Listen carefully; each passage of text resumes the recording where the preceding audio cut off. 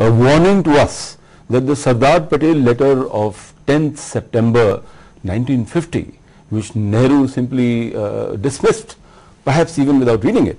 But why are we not talking about it? It appears that we are kind of downplaying the whole no, in fact, I must share with you that I am appalled at the fact that the army had come up with a requirement of raising new formations, and now we are given to understand that there is a budgeting problem and those new formations that are badly required to make our infrastructure and our capacity come up against China is probably either being downplayed or being given a far lower priority. This is perhaps madness. This shouldn't happen. Brigadier Sharma, you've been deployed on the borders. Do you think these kind of things are very normal, that patrols from one side cross to the other side? This is very normal. I have been a commanding officer along the Chinese border, and I also been a company commander when deployed against Pakistanis in J&K on a line of control. Our orders from the higher headquarters, our orders from the Ministry of Foreign Affairs are totally different. When it's a line of control in Pakistan, I as a company commander could shoot a chap if he dare come near a line of control. But when I become a commanding officer and I send a patrol to the passes in Arunachal, I tell them, I brief my patrol leader that when you go there, if the Chinese are already there, don't go on the pass. But why are we so cautious with the Chinese? So it's the government directions, you know, it's a direction given by the that we should not escalate a situation. We play a game like leaving telltale signs. We go like kids, leave covers of the top. But do we need to adopt a harder approach vis-a-vis the Chinese?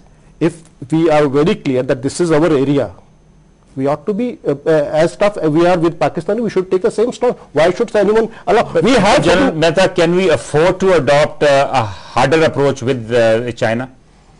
Not necessarily. I would suggest that we need to be pretty firm with them. But on matters which are at the tactical or the sub-tactical level of a few people led by an NCO or a young officer drifting into our area and then promptly going back, I would not want to overreact to situations like this, but I would definitely use the diplomatic route to convey annoyance and say, look, perhaps you could avoid this. So if they do that, it is I would not want they to have what milestones made in our territory. They made milestones made within our territory in Ladakh. I know the areas. But are we doing enough to resolve the border dispute with China? One is not too sure about that. I'm not certain that we are, because I think China functions on a grid whereby they look at problems with huge patience. Most of their problems probably take 30 to 40 years to resolve, and it is part of their national psyche. In our case, I'm not certain whether we have a perspective plan that goes beyond the 5-year planning period, which means that we are not functioning on a grid where we have united our efforts and our strategies and our players to put across a unified face when such things happen. I wish we did, and I wish we had a perspective plan that could be implemented on the ground. So like you said, that yes, Henry Kissinger writes on China in his books here that they believe in a game of Wakey, which is surrounding a particular opponent. So if you see, in our case, they're doing the same thing. We call it a pearl of strings of pearl or something. They generally keep surrounding and have a lot of patience to achieve the results. You know. They are in no hurry. It is we who should be. But do you think we need to be, the government needs to be more upfront about the whole situation, take the country, particularly the media, into some kind of a confidence? Absolutely, 100%. We got to resolve that. Potent, powerful instrument like the media and certainly the military, they should have a greater part in issues that affect the nation. But General, maybe the government doesn't want to precipitate the issue, and that's why they're being very, very cautious, because militarily maybe we all know that by way of conventional war, my only submission is that there are many ways of looking at national challenges. Being an ostrich and putting your head in the sand is probably the worst possible way of looking at national challenges. And maybe this is what is happening because there is so much which is happening within the country at the subterranean level that the government is not finding adequate time to attend itself or to issues of national, if not international, without being really prepared for a confrontation. Picking up a confrontation is not the right approach. No, also, we already learned we have the lesson of 62 in this is what Patel had told Pandit Jawaharlal Nehru way back in 1950. Unfortunately, 2 weeks later he died. He had said that against China, we don't need to be over-friendly, we don't need to be chummy, we need to put our infrastructure right, we need to put our defense structure right, and I'm afraid till today we are having problems in understanding this basic attitude towards China. There is a very clear distrust between the two countries.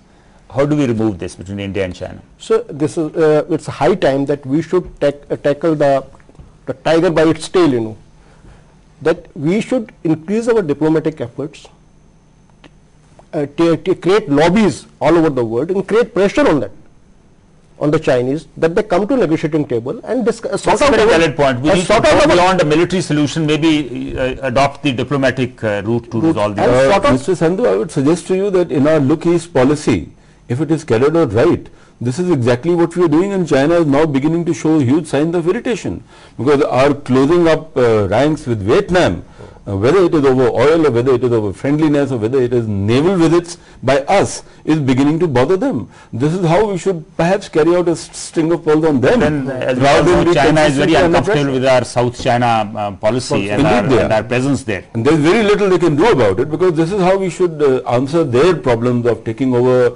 a port in South Sri Lanka, or looking at Gwadar differently. We should give it back to them. And well, maybe we should discuss that when we have a little more time. Thank you very much for being with us. It's time to take a short break. Do stay with us.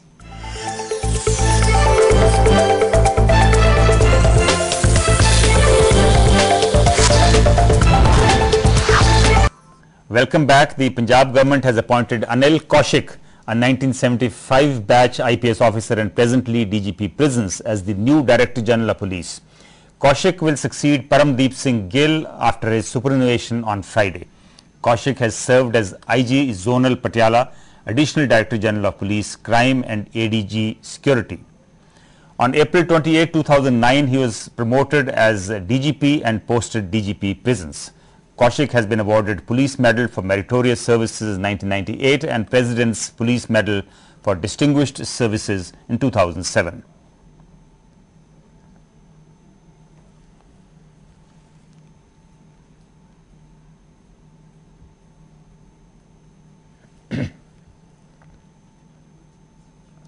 After getting a share of 7.19% in power generated by Bhakhara Byas Management Board, Himachal will now also lay claim on its share in water.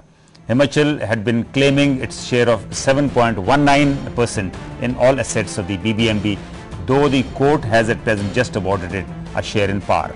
The court had established Himachal's share in the BBMB power projects on account of areas of Punjab merging with it. The state government now plans to consult its legal experts to pursue the matter.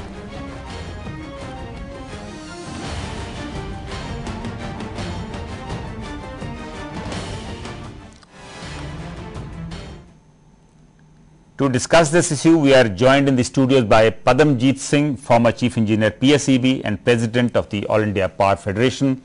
And also joining us on the phone line from Una is Satpal Singh Satti, BJP MLA and Chief Parliamentary Secretary, PAR. Satti ji, Supreme Court का हालिया फैसला आपके राज्य और सरकार के लिए क्या मायने रखता है? हिमाचल प्रदेश के लिए जो सुप्रीम कोर्ट ने अभी फैसला दिया है, बिजली भाखड़ा ब्यास मैनेजमेंट बोर्ड से संबंधित जो 3 प्रोजेक्ट चलते हैं, ये काफी लंबे समय से हिमाचल प्रदेश का हिस्सा जो रुका पड़ा था, उसके लिए हम काफी लंबे समय से लड़ाई लड़ रहे थे। माननीय सर्वोच्च न्यायालय ने जो निर्णय दिया है, उसके लिए हम सर्वोच्च न्यायालय का धन्यवाद करते हैं और हिमाचल प्रदेश को 7.19% हिस्सा इसमें मिलेगा। इससे हिमाचल प्रदेश की क्योंकि आर्थिकी को भी लाभ होगा और हिमाचल प्रदेश 1966 में पुनर्गठन के बाद जब अस्तित्व में आया था, तो उस समय निर्णय हुआ था कि हिमाचल प्रदेश को हर जगह पर पंजाब से 7.19% हिस्सा मिलेगा, लेकिन पंजाब ने, हरियाणा ने इसको इग्नोर किया और हिमाचल प्रदेश की गवर्नमेंट हाई सुप्रीम कोर्ट में गई। अब हमें हिस्सा मिला है, ये हमारी जीत है और हमारा ये भी मानना है कि हरियाणा और पंजाब इसको ऑन करे और केंद्र सरकार इसको लागू करे। सती जी, ये पिटीशन 1996 में कांग्रेस सरकार ने दायर की थी, तो इस जीत का श्रेय क्या आप कांग्रेस को देना चाहेंगे? जहां तक श्रेय का विषय है, हिमाचल प्रदेश में हिमाचल प्रदेश को जो हिस्सा मिला है, जो हिमाचल प्रदेश के समस्त हिमाचलियों की विजय है और हिमाचल प्रदेश में भारतीय जनता पार्टी शुरू से ही इस विषय को उठाती रही। हमने तो इससे भी आगे बढ़कर के भारतीय जनता पार्टी की सरकारों में माननीय शांता जी के समय और माननीय प्रोफेसर धूमल जी वर्तमान में 12% फ्री बिजली की मांग कर रहे हैं हम तो, कि जो प्रोजेक्ट हिमाचल प्रदेश में लगे हैं, क्योंकि उससे हिमाचल प्रदेश का बहुत बड़ा नुकसान हुआ है। तो ये जीत हम सब की हिमाचलियों की जीत है। जब जब सरकारें आती है तो समय समय पर हर व्यक्ति कोशिश करता है कि हिमाचल का हिस्सा मिले। अब ये किसी एक व्यक्ति की या बी व्यक्ति की नहीं, हिमाचल के लोगों की जीत है। सतीश जी, अब आपकी सरकार पानी में भी हिस्सा मांग रही है, इसके पीछे क्या लॉजिक है? जी, प्रोफेसर धूमल जी ने जो विषय उठाया है, हमारा जो मानना है कि हिमाचल प्रदेश को, क्योंकि आप जानते हैं कि लगभग कुछ एरिया हमारे ऐसे हैं जो 6 महीने बर्फ में ढके रहते हैं, और उसी बर्फ जब गर्मियों में मेल्ट होती है, पिघलती है, तो आगे जाकर के वो बिजली का उत्पादन भी करती है, और पंजाब, हरियाणा, राजस्थान तक जाकर के वो जो ग्रीन रेवोल्यूशन वास्तव में स्टेट्स में आया, उसमें हिमाचल प्रदेश का जो बहुत बड़ा योगदान है, बलिदान कहा जा सकता है। हिमाचल प्रदेश में आप जानते हैं जो भाखड़ा और बीबीएमबी के अंदर 3 प्रोजेक्ट्स आते हैं, भाखड़ा डैम, डैहर और पौंग डैम। इन 3 प्रोजेक्ट्स में बहुत बड़ी लेक्स विशेष रूप से पौंग डैम में और भाखड़ा में बनी है। उसमें बहुत से लोग उजड़े हैं, आज भी विस्थापित लोग हैं। भाखड़ा से आज भी 365 के लगभग लोग ऐसे परिवार है जिनको आज तक भी उनका हिस्सा नहीं मिला है। तो हम ये मानते हैं कि पानी में भी हमें हिस्सा मिले, ताकि हिमाचल प्रदेश जिसकी आर्थिकी को नुकसान हुआ है, इनके प्रोजेक्ट्स के बढ़ने से बाहर लोगों को लाभ हुआ है, हमें भी उसका हिस्सा मिलना चाहिए। सतपाल जी, आपका बहुत बहुत धन्यवाद। Padamjeet ji, are you surprised at the Supreme Court decision? Well, my view is that interstate disputes by nature carry on for decades, and there is seldom a solution. There was the famous dispute of Kaveri waters, which has not been settled even now, and in this particular case, definitely if one party gets a benefit, it is at the cost of the others. We have yet to get a copy of the judgment of the Supreme Court and analyze it in detail, but the impact of the judgment on the overall generation of Bhakra Management Board, overall generation, Himachal will get extra 4.45%, while Punjab will get minus 2.63% and Haryana will get minus 1.82%, means lesser power. In terms of megawatts, Himachal will get 127, while Punjab will lose 75 and Haryana will lose 52. And most important, in terms of energy we count in million units per year. Himachal will gain 420 million units a year, while Punjab will lose 250 and Haryana will lose 170. So it's quite a setback for both Punjab and Haryana, and quite a bonanza for Himachal. I would say that the disparities have been heightened. The disparities have been heightened in this way that Himachal is hugely surplus during summer because of the entitlements of free power and central sector generation, because of the simple fact that there is maximum generation during summer. This summer, for example, Himachal was selling about 600 megawatts of its surplus power at rupees 4.3 per unit and making a huge profit.